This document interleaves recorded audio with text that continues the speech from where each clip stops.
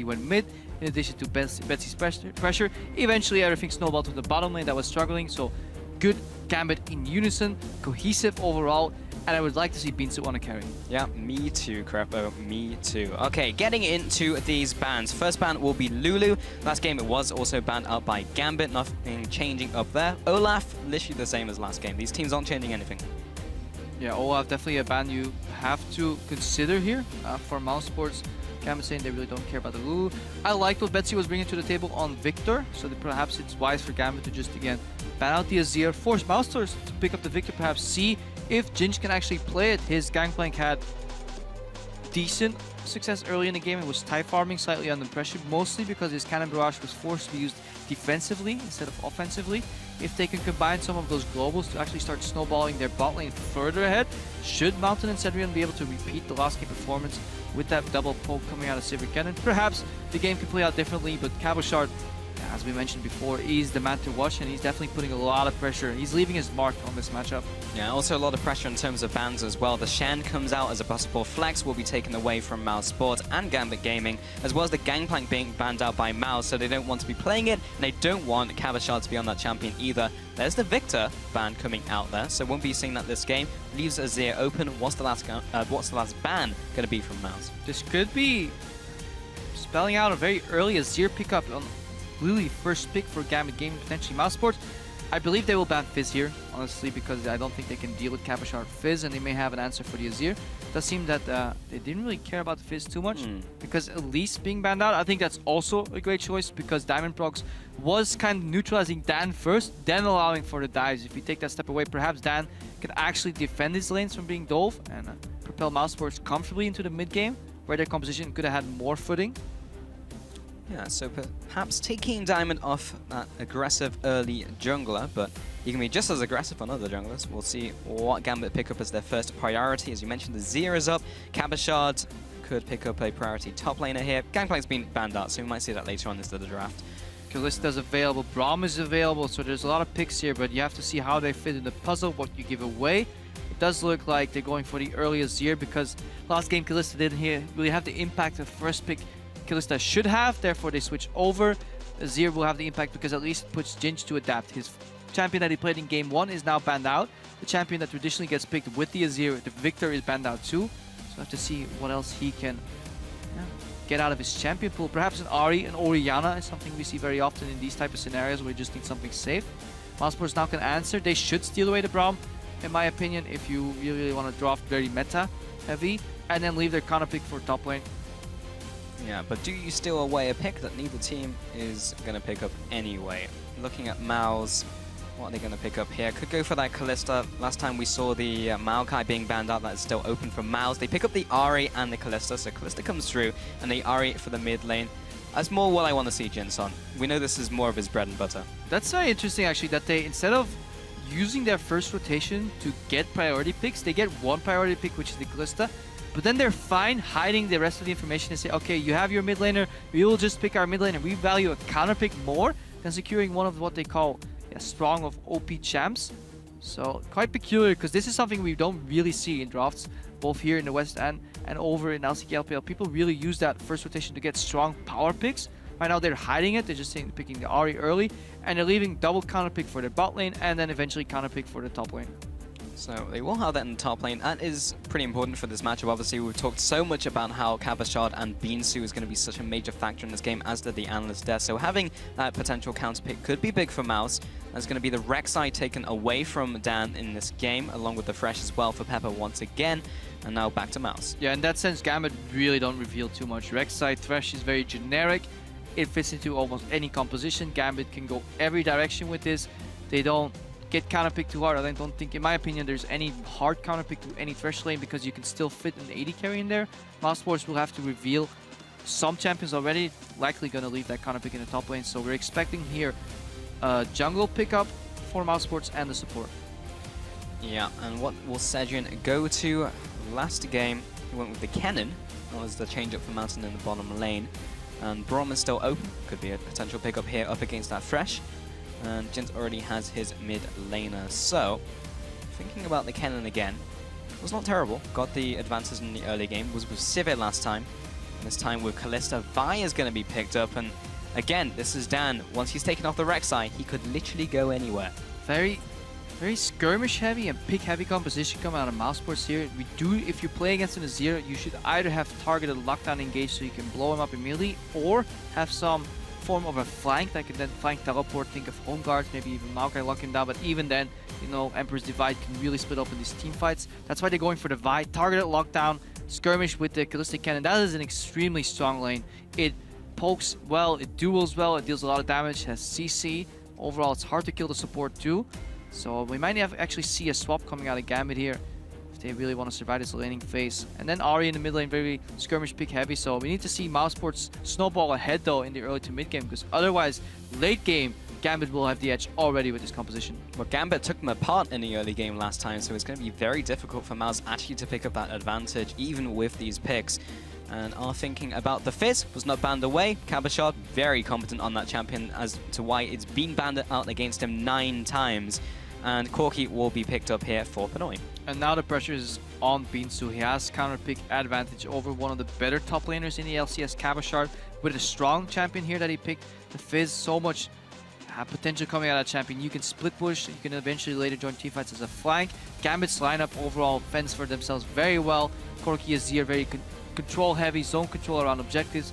Fine can kite incredibly well too. So we need to find something that can make an opening, can make a dent in Gambit's armor, and Fiora could be one of those champions. Do it. Binsu, definitely a player I would think could pick up Fiora. Thinking about this pick up into Fizz as well. Not sure how that matchup goes. Only seen a little bit of Fiora on these recent patches, but most teams trying to figure that champion out. Is very, very strong. Remember, now it does % true damage and goes for the Malphite. Yeah, so, deny. They need some hardcore engage here, and they're really one-dimensional again in their composition overall. And if they fall behind, Mousesports are very skewed in this game because they have little to none wave clear. Ahri, when she's behind us, she can't really one-shot these waves. She can't really go, for example, an early Luden's build. Then Gambit will have such an easy time sieging down this tower. Very early in the game too, we expect Azir to just push in that matchup over and over. Betsy again will have the pressure to see if Pinoy and Ghost Pepper can fend for themselves. And they might actually be the team to initiate the lane swap this game. Yeah, very reliant in this early game once again. As you mentioned, we did have that lane swap last time. Does slightly favor Gambit in the end. Have Miles adapted to that? We're about to see maybe some words exchanged from Enero to the rest of the squad. But once again, we do see these compositions come down, and once again, Miles go for this team fight. But if Mouse get ahead, however, then things can get explosive. So much crowd control effect, so much damage, so much pick potential. This could turn real ugly real quick. So the early game, the first 15 minutes, will tell a lot about this game.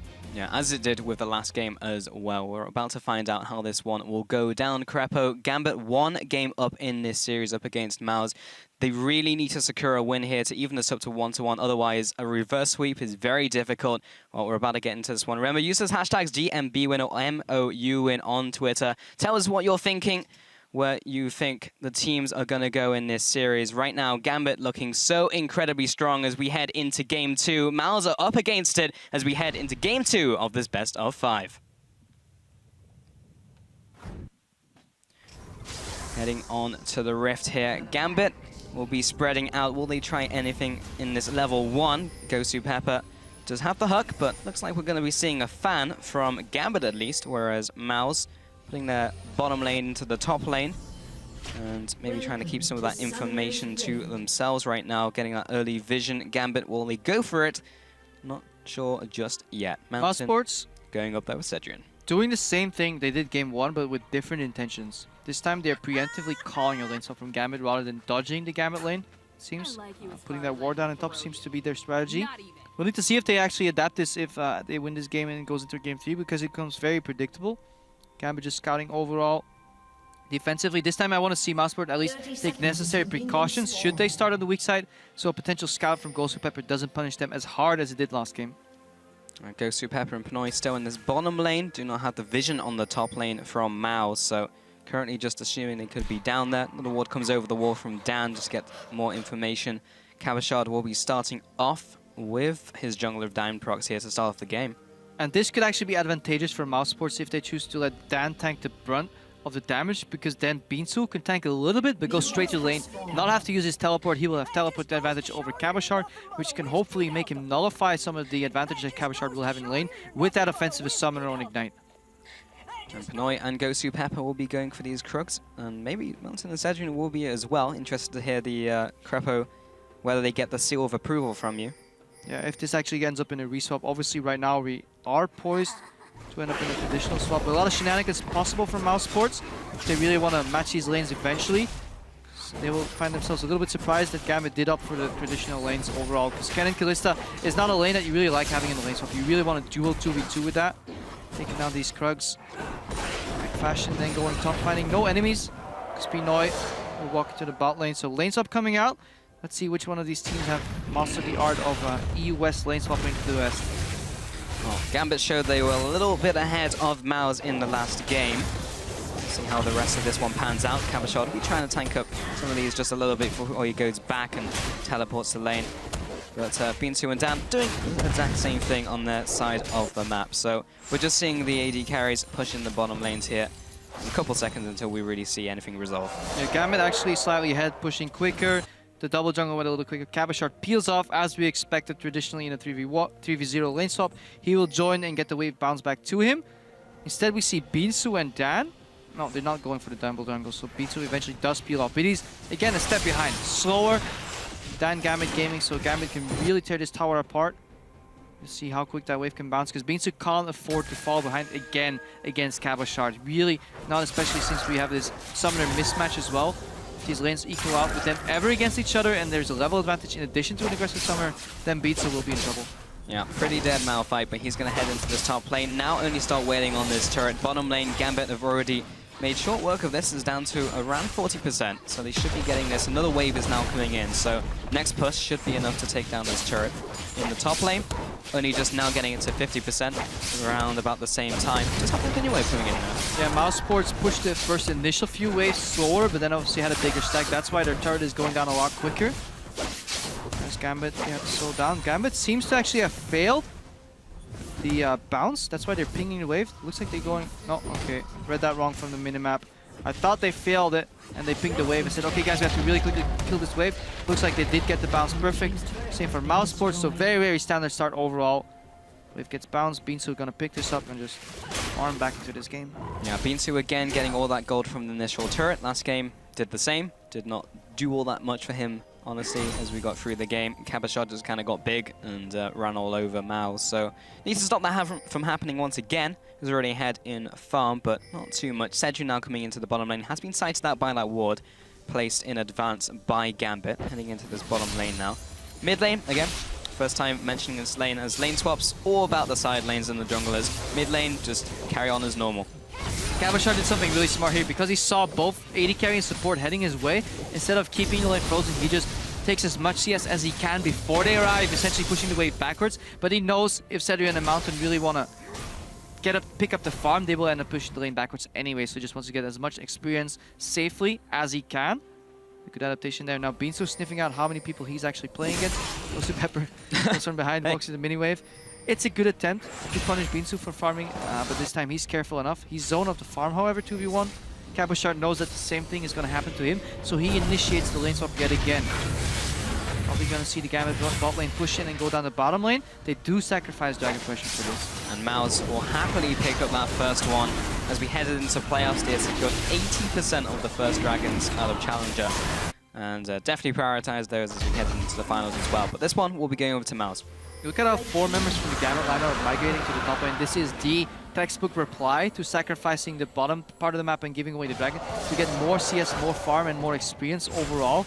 Binsu is not picking up anything. Cabochard is already in position to again let this wave bounce back from the tower if he so chooses to, or just straight up trade a tower for a dragon. Mousesports a bit of a step behind. They're now pushing down the bot lane tower.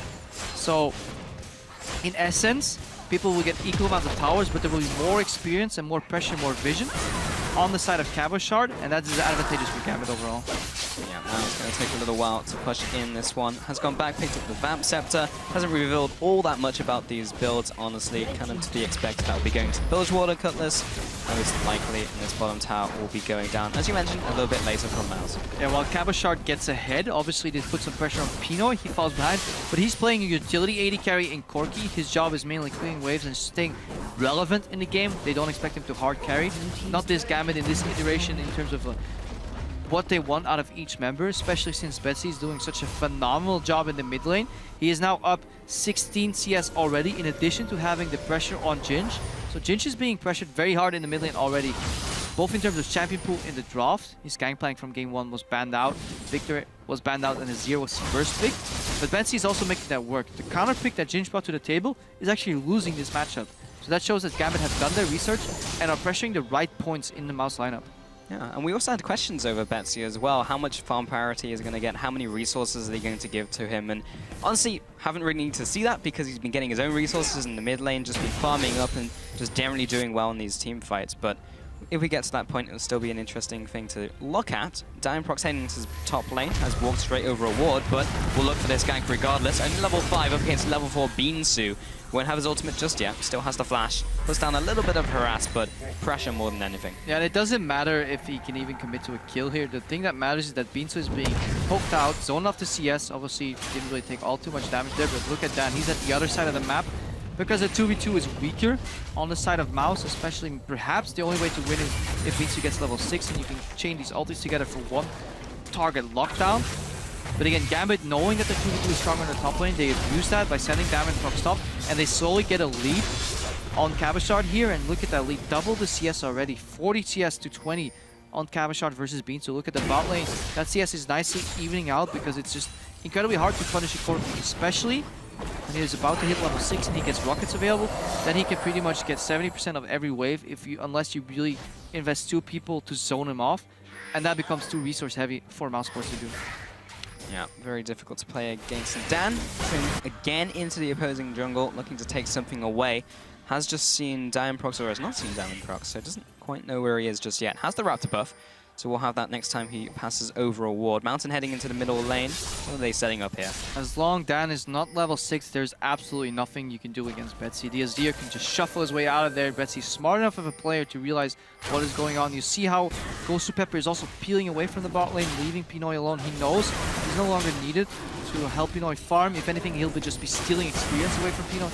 He's just gonna add some safety pressure in mid lane. Betsy's farming comfortably. And Mouse, they're still looking for their first pick. It's a very skirmish-heavy lineup. Yeah, have yet to see any action just yet in this game. Diamondprox going over to his red buff, just playing it passive until we see maybe the next dragon. Something for these teams to fight over, but right now just passive farming. Ghost2Pepper walking through, roaming around, taking away these wards, just gradually getting a little bit more vision. Taking that one out from Mouse as secured the crab. Have gone back, picked up a couple more items as well. Mid lane Betsy just building towards his Nash's Tooth. Pretty standard for Azir. Rylai is also one of those items Azir likes to pick up, maybe second or third. And Jinx picked up the Phoenix Codex. Lots of things that could build into. Yeah, Jinx really being pressured here overall. That charm, the way he came out, really spells out the way this matchup has been going. Betsy comfortably pushes him overall with multiple soldiers being put in. Gets the wave for almost no resources, whereas Jinx has to continuously commit mana to clear this wave. And then his charms become very telegraphed. Now we see Diamondprox in mid lane, ready for a counter gang. Well, there's the ultimate from Dan. We'll be able to get past the ultimate from Betsy, but he'll just go down instead. Split off from his team. Bot lane action has started as Beansu comes into the fray. Pops his ultimate, gets the first kill onto Gosu. Actually went to Mountain this one. Pinoy being chased after. Just land the auto attack, getting the extra damage from Sentinel. But Cabochard into the action as well. And pops the ultimate. Takes down the Malphite. Diamond now coming into the fight. Mountain and Sejun trying to back up. There's a flash coming in from Betsy, looking to follow after with these soldiers with the Conquering Sand. Cabochard coming with a flank as well. Takes the tower shot, reconsiders the tower dive. And overall, that was a bunch of action, but a 2-for-1 overall in this game. Yeah, skirmish in the mid lane, skirmish in the bot lane, but Mousesports fighting on 2 fronts at once. And that predictability of this Vibe pick, because he couldn't go top to get Cabochard, there's no way he's going to get that. Bot lane was already fine. It was very obvious that once Dan hit 6 that he was going to try and go for this play to keep Jinx in the game. Diamondprox was lurking in the same brush that he's lurking right now, where he's going on Jinx aggressively with the backup of Ghost2Pepper. Probably not going to get too much out of this. If you can close the gap, perhaps we can chain a hook.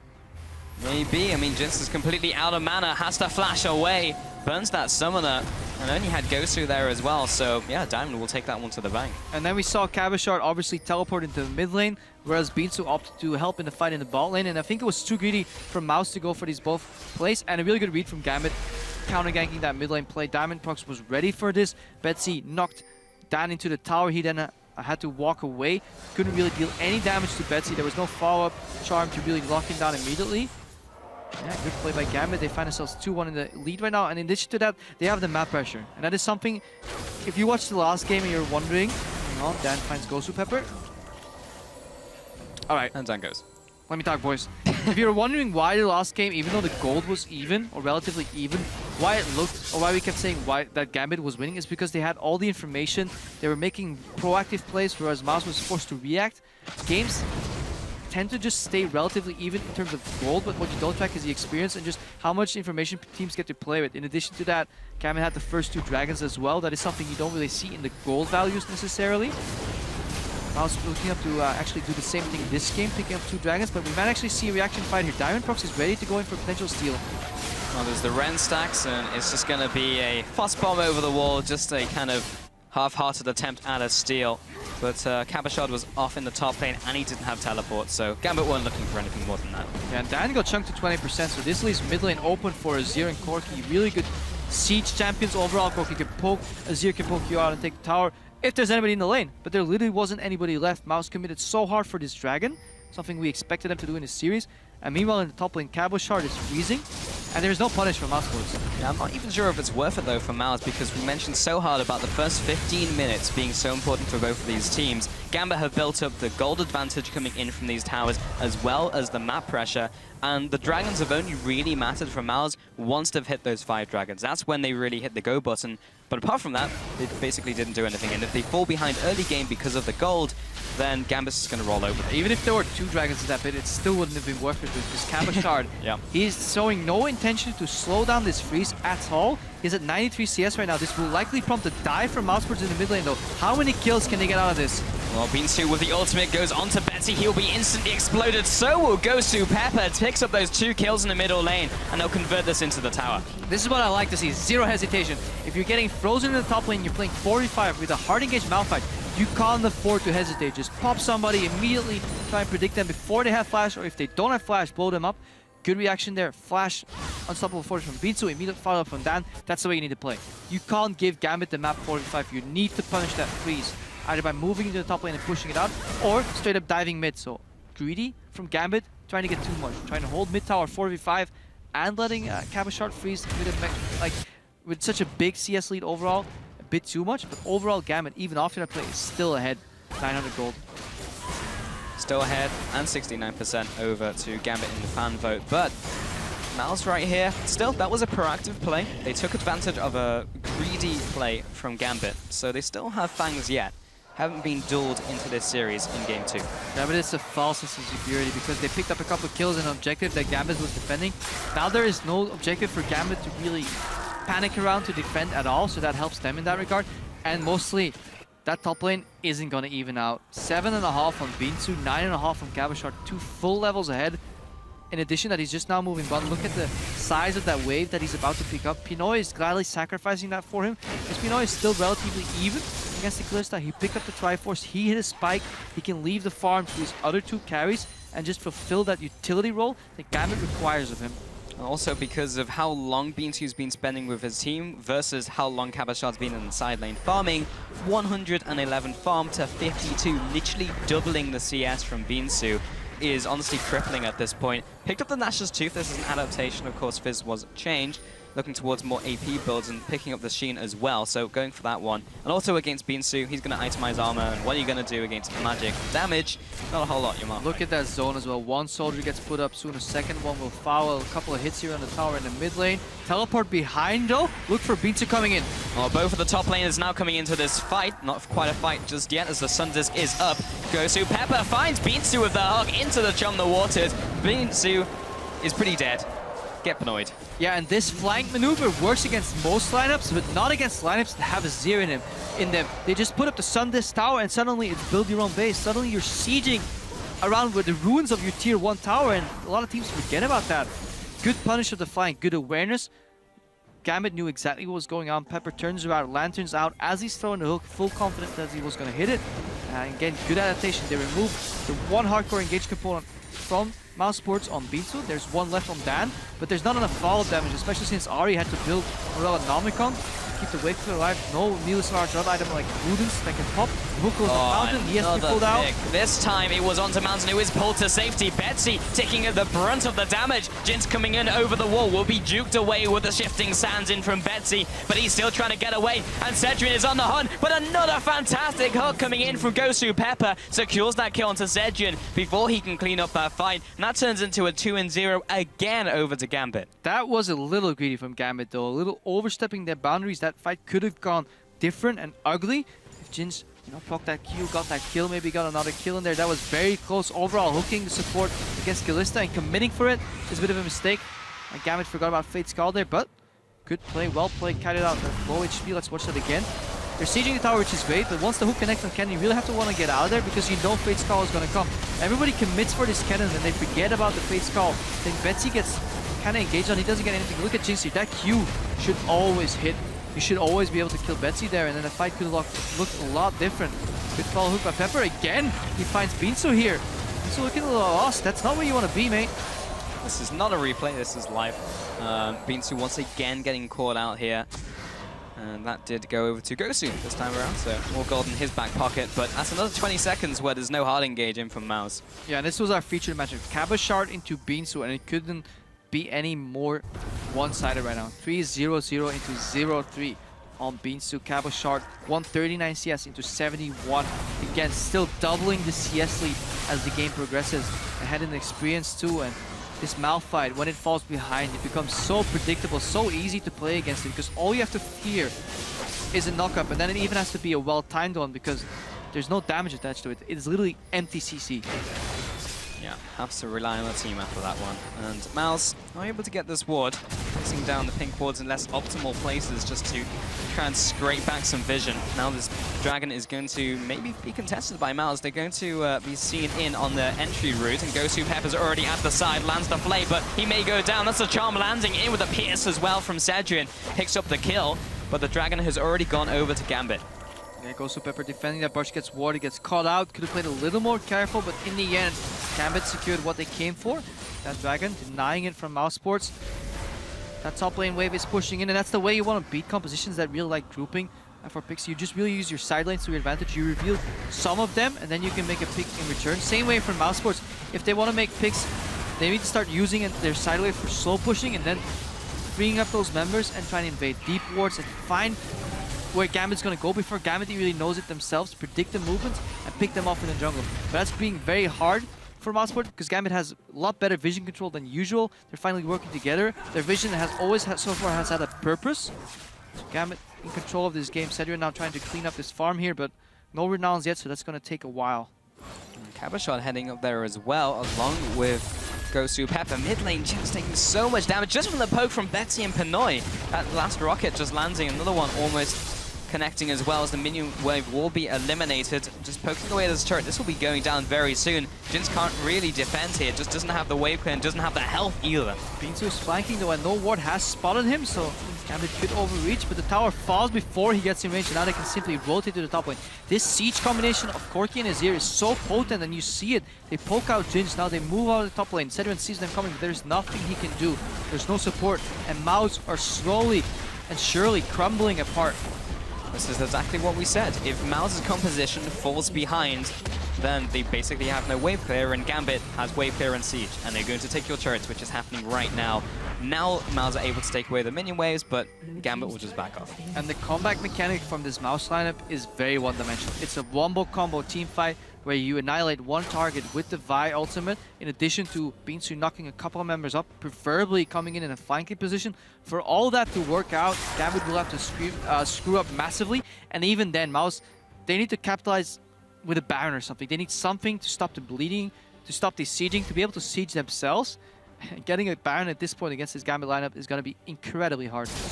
Gambit tried to sneak that Baron last game, and everything just went well for them, basically. Mouse It's going to be hard for them to come back into this game.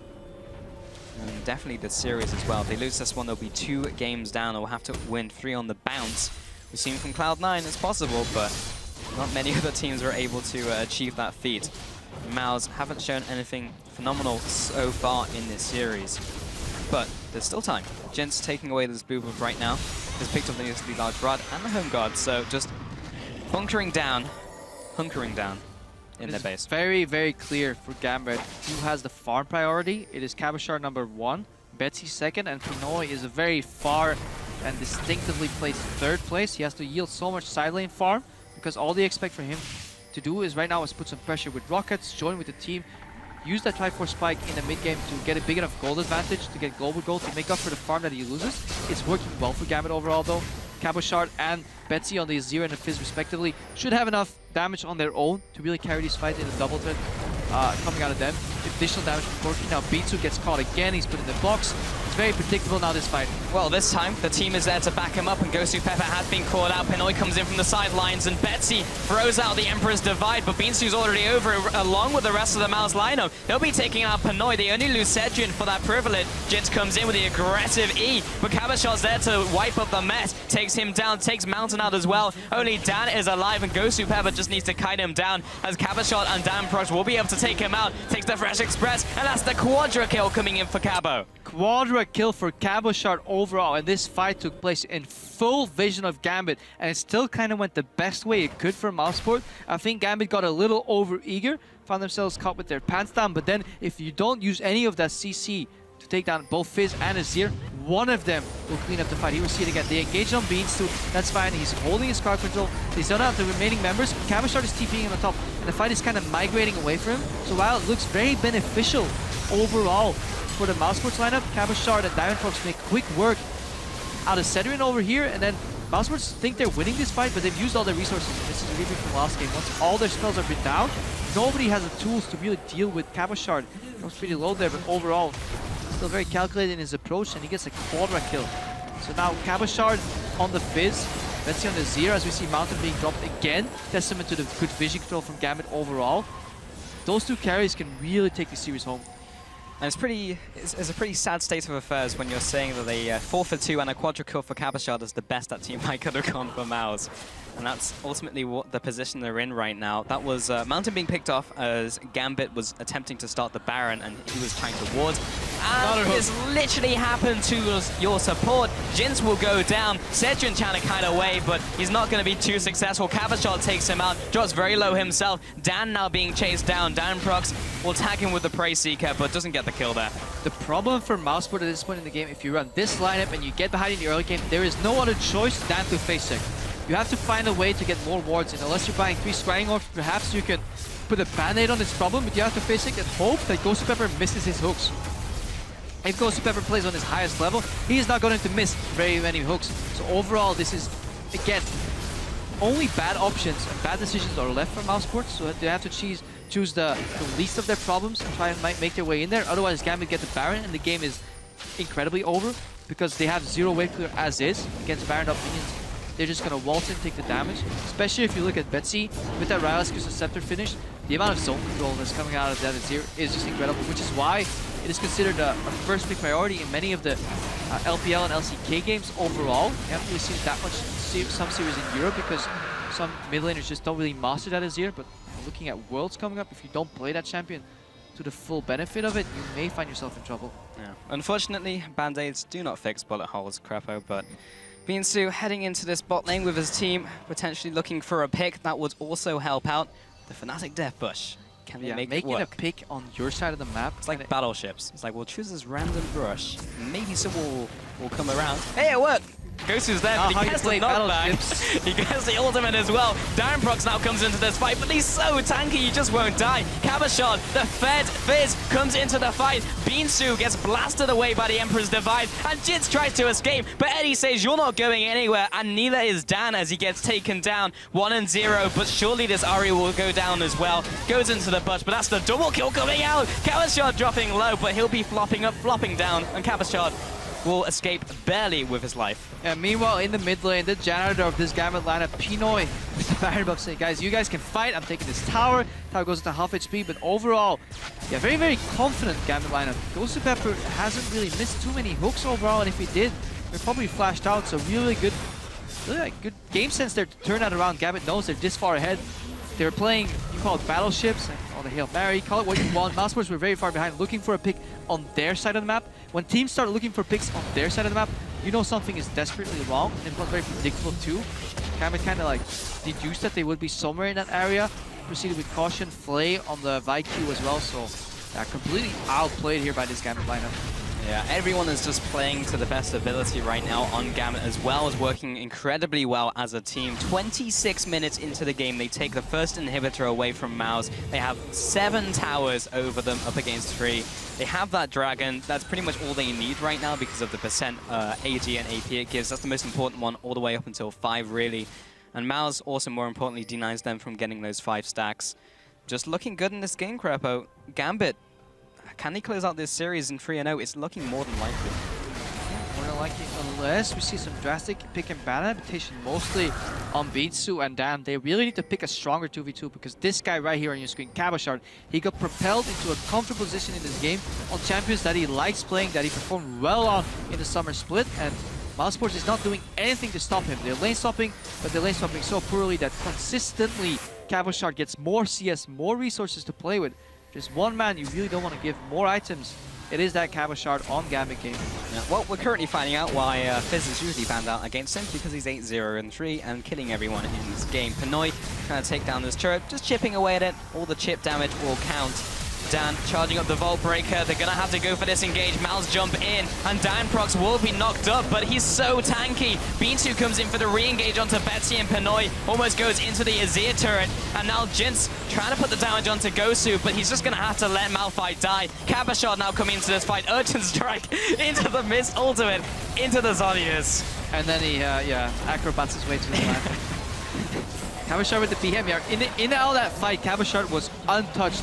He had, as he displayed there for all of us, ulti still available, didn't need it. Sonya still available, didn't need it. Playful and Trickster still available, didn't need it. So overall, Gambit comfortably winning these team fights. That's another inhibitor down. Just gonna base, make it 3, and then just set up for the 3rd game of this series overall. Mousesports, nigh impossible to come back. They need a couple of fantastic team fights, and some Gambit members really, really sleeping on the job. But looking at game 3, I want to see more comfort picks, honestly. You're not outmatching them strategically. You're not out-picking them. I don't think you can shut down Cabochard in terms of picks.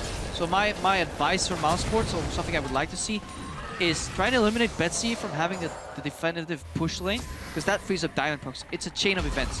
Betsy's always pushing, which means he's always available to back up Diamondprox first. Then Diamondprox has the freedom to play in the enemy jungle the way he wants. He will always choose to play near Cabochard. That chain you can break up by stopping Betsy from getting his hands on the Victor or the Azir, picking the preferable push champion on your mid laner Ginge, and then trying to get a lead that way, and then put Beansu on some skirmisher. Fiora, Aurelia, give him all the farm you possibly can, and then pray that he can outplay Cabochard somehow. Otherwise, we might see a quick repeat of the first 2 games.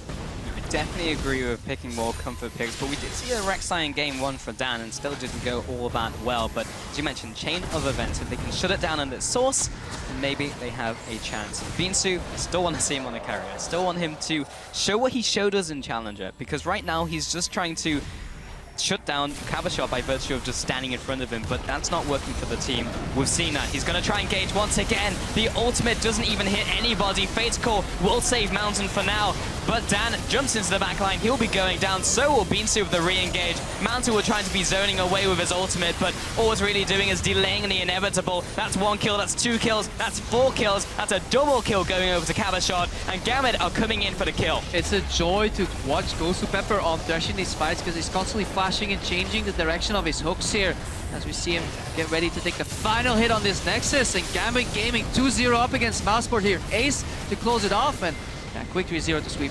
Another dominating victory coming in from Gambit, 2-0 over Mousesports in this best of 5. This is very quickly looking like it will be the 3-0 sweep. However, I've said that before, reverse moves have happened. Oh yeah. So Anything is possible here, but Mousesports, yeah, those guys, they'll have to change a lot here. Can't afford to keep picking this Malphite. Binsu, if you can hear me, pick Fiora. Krepo for Binsu. Yeah. Please. Studio is rather empty, so perhaps he can actually hear me. But he's off in the distance. Echo top lane is also viable. Pick anything really, just not the Malphite anymore. It's not working out. Yeah, you can't just sit in front of Binsu and be like, okay, I'm gonna go even, because he hasn't gone even. In this game, we saw him have double the farm over Binsu. Last game, just got destroyed. But it's impossible to go even, because even if you mirror the lane swap, the 3v0, the way it plays out and he bounces the wave, he roughly goes somewhat even in the early stages of the game. But then Mousesports is like, hey, Binsu, help us take this dragon. So that's another 6 to 10 CS gone with the pressure, vision control in the top lane. And then Dan plays on the opposite side of the map as the top lane. Tyron Proc says, well, I'm just going to play around my top lane, or I'm confident that my bot lane can survive. And suddenly, Binsu is playing 2v1 with the Malphite. Yeah, you're just going to get zoned off the farm. Eventually, Kabashard could put up a freeze. Even if his team is getting dove 4v1 or 4v5 in the middle, and he doesn't care, he's still freezing, because he knows that he can just single-handedly late game carry that fight. And he did. 10-0-4, he finished off the game. Didn't even need half his spells to win most of the fight, so overall, convincing victory from Gambit. Convincing, and we just need to see Mouse go back to comfort picks, go with what worked before, and they are still doing simple strategies. It's not like they're trying anything crazy, just being outclassed in what they're trying to do as a response to what Gambit are doing. But at the same time, Gambit are looking so good. Like, they are not looking like, you know, a relegation team. They're looking at a team that could even go mid of the table in LCS, and it's difficult for Mouse. But it can still work, it can still happen. 3-2, the dream. But we need to take a quick break. But in a few minutes, we'll be returning to the Rift to see if Mousesports can make their stand against Gambit Gaming. The best fans are the Irish fans. Yes. Oh yeah, never forget. We love you, Betsy. We oh do. yeah, We I saw love the you. video. It was so good. Oh, Betsy, we love you. Die from Mousesports in the mid lane though. How many kills can they get out of this? Well, Binsu with the ultimate goes on to Betsy. He'll be instantly exploded. So will Gosu Peppered. Coming. Can we fight that? Yeah, we can. Yeah, there's so maybe low. not. I can took on Vi. Kill Vi. Kill it. Okay, kill Vi after. I need assistance! I'm coming. Give it to her. Give it to her. Lamp? Yeah, 1-1. Can you play or some shit? No mana. Quadra! He's so tanky, he just won't die. Kabashard, the Fizz comes into the fight. Binsu gets blasted away by the Emperor's Divide. Another dominating victory coming in from Gambit, 2-0.